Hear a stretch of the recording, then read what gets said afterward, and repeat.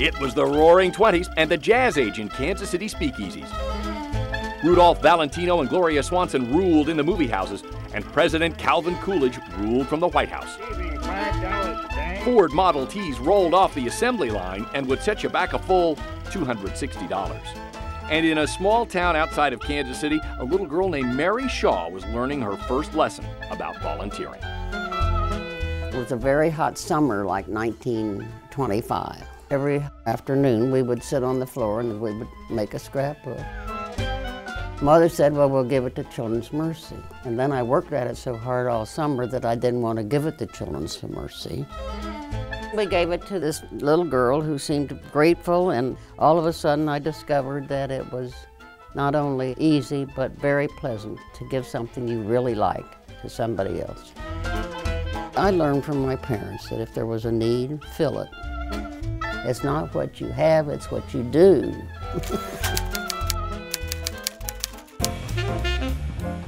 Mary Shaw, known to everyone around her as Shawsie, joined the Junior League of Kansas City, Missouri more than 65 years ago. Her first placement at a school founded by the Junior League for children with cerebral palsy. We discovered that children with cerebral palsy would come to the first grade at Delano and they didn't know how to get along with other children. The first grade was spent doing nursery school work. And so we decided that there should be a nursery school for cerebral palsy children. Shawsie saw a need and rallied her Junior League friends to take action. Together, they founded the Cerebral Palsy Nursery School.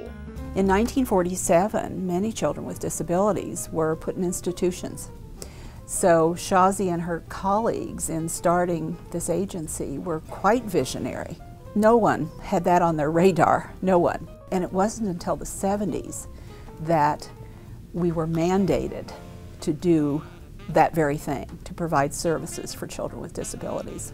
That wasn't the only time the country played catch-up to Shawsie and her visionary ways. 6 years later, the nursery school board decided that they would vote to integrate the nursery school. The year before Brown versus the Board of Education in Topeka, when we were mandated to integrate schools. She was never afraid to tackle certain issues that as they came up or break certain barriers. It never was an issue to her. It's just, you just do what's appropriate, what's right. We're talking generations and generations of individuals that the needs would not have been met in the same way or at all if it hadn't been for the kind of risk-taking and time and commitment that Shawsie devoted at critical time in our community's development.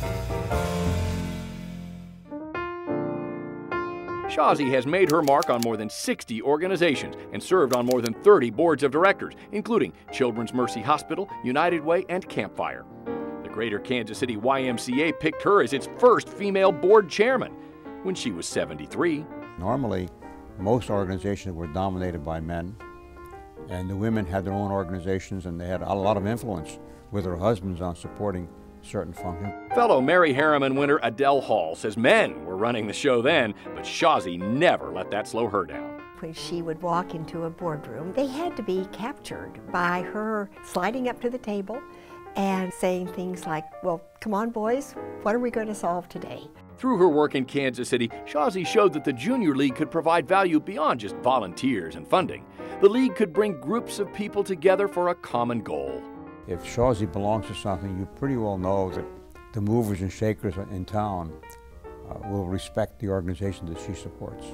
Shawsie might not have realized it at the time, but she grew up surrounded by movers and shakers. She was close friends of President Harry Truman and his family, all of them from her hometown of Independence, Missouri. If someone was going to write a book about key Kansas City philanthropists, Shawsie Branton would be chapter number 1. I think it looks like it. In the mid to late 90s, Shawsie was a campaign leader for the Truman Library's largest fundraiser, which raised $23 million for its renovation. Such a nice man. Because of the experience from the Truman years, she knew how to get things happening.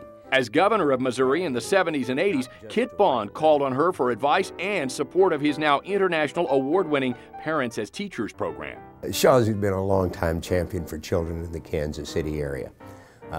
She's a very powerful advocate, and when she calls on you, you better listen.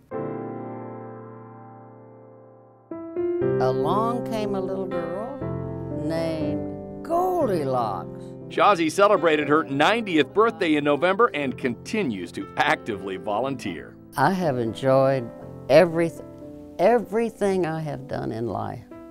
Everything. And the three bears never saw little Goldilocks again. She has given her life to the community, and the Junior League has been a huge part of that. It thrills me to know that all Junior League women are going to take such pride in knowing Shawsie Branton and meeting her as a Mary Harriman Award winner. These Junior League women are in their 20s, their 30s, their 40s. Shawsie's in her 90s.